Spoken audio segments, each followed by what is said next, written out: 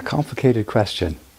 I chose the name AudioQuest back before those kinds of hybrid names were common because I am on a lifelong quest to have good audio to bring me music. I refer to equipment, the hi-fi system, as emotional transportation. Its purpose is to connect a stimulus of music to a receiver, an emotionally sensitive receiver. There's a symptom of AudioQuest, which is that we make cables. In the future, people will think of us with some other products, but it's tempting to define a company by what they make. And that's valid, and I understand it. I prefer to think of AudioQuest as a value system, as a way of doing business. I happen to be making cables. That was an opportunity that came to me in the 1970s. But I prefer to think of the foundation of AudioQuest as an attitude about how you earn a place in the market. And you can go for a mass market where you give people what they think they want, even if it's not the right thing, or you give them the illusion of the right thing. And then there's a little more specialized version of the market where you do the work to bring your ideas, your beliefs to an audience, and hopefully what you have is worthwhile and they pay attention. But the idea that you need to earn a market by doing something special, doing something that hasn't been done before, or doing it better, or bringing something that is of quality to people who otherwise would not have been aware of it, that envelope is how I would prefer to define AudioQuest.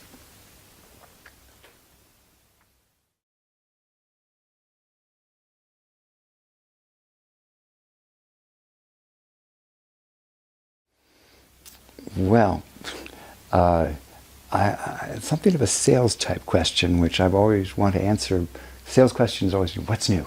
What's new? Like a goldfish with a 2-second memory. I know that you mean it quite differently, but new is an attitude, and every product we make is in a sense alive. Every single speaker cable, interconnect, USB cable, HDMI, pretty much every time that we need to make more of the product, that there's a new production run, I reconsider whether I can improve the product. And that is, in the moment, each one is revisited, it's new, it's alive. It's not, oh, we've done that, it's in the library, I don't have to touch it again. That's probably not the kind of answer that is exciting to an audience, but to me that's what's most important about what I do is, again, like I said before, symptoms versus the underlying attitude. We will have Thunderbolt cable. It's been a surprising 2 years to bring out a Thunderbolt cable. No one else makes a superior Thunderbolt cable. It's not hard in the sense that the same material and other design ingredients that we've brought to other digital cables also make a better Thunderbolt cable. And Thunderbolt is actually a very high performance system. Standard, there's only really one quality of Thunderbolt cable, is better than the best USB. Better than very expensive cables from AudioQuest. It's not exciting, but that is the edge, that is the frontier, and I'm looking forward to participating in that market, even though almost no consumer products use Thunderbolt. It will be some external drives that people will use it from to their computer. Probably more interesting is that AudioQuest is looking forward to introducing power filters and headphones next year. At the moment, we're, on the other hand, living already in kind of a bubble from the Dragonfly, from our first USB DAC. It's been 2 years now. It's an established product that continues, well, it sounds like advertising, to set a kind of tone for others, because the many people have entered that market that, in a sense, we first made visible. So that's exciting. And my girlfriend, when she talks about AudioQuest, tells people, well, have you heard of Dragonfly?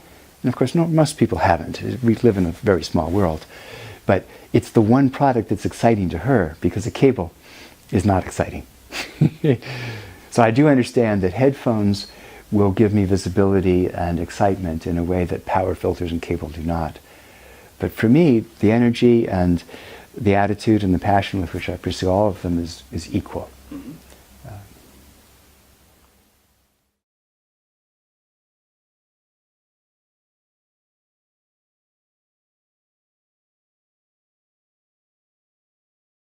Before I mention things we haven't made before,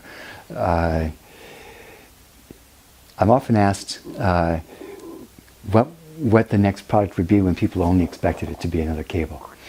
And I would say, if I already knew how to make a better cable, I would have already done it. So in that sense, there's nothing I'm holding back. There's nothing you have to wait for me to do. But somehow or other, over a 35-year period, there's always progress, because we never know everything. I never know everything. And it's that frontier of making a better audio cable that is really kind of where I live and what I do. A better public relations example of what's going to be exciting are products like the Dragonfly USB DAC that we brought out 2 years ago. And coming up in January, Las Vegas, we'll be showing headphones. A single model of headphones that we hope will be something very special, and we hope we'll find an audience that will first listen and agree that it's something worthwhile. I have the luxury of not needing to design a whole set of headphones, a whole range. We're already in business. We have remarkably wide distribution in about 65 countries around the world. So we have the luxury of having taken over 2 years to develop something special, because that was the agenda. But I am aware that every time I mention headphones with a magazine, I first noticed this a year and a half ago in Japan, that as soon as I said headphones, nobody wanted to talk about cable. So if you're asking about excitement, headphones and future DACs, digital and analog converters. There'll be a companion for the Dragonfly. There will be a asynchronous Bluetooth transfer version. There will be some other little pieces. We're not getting into the component business. I don't want to be an electronic manufacturer, but it's a real pleasure to make these fun little devices that are, oh, I needed that. I didn't know I needed it, but yes, I needed it. So they're toys. And look, there will be more toys.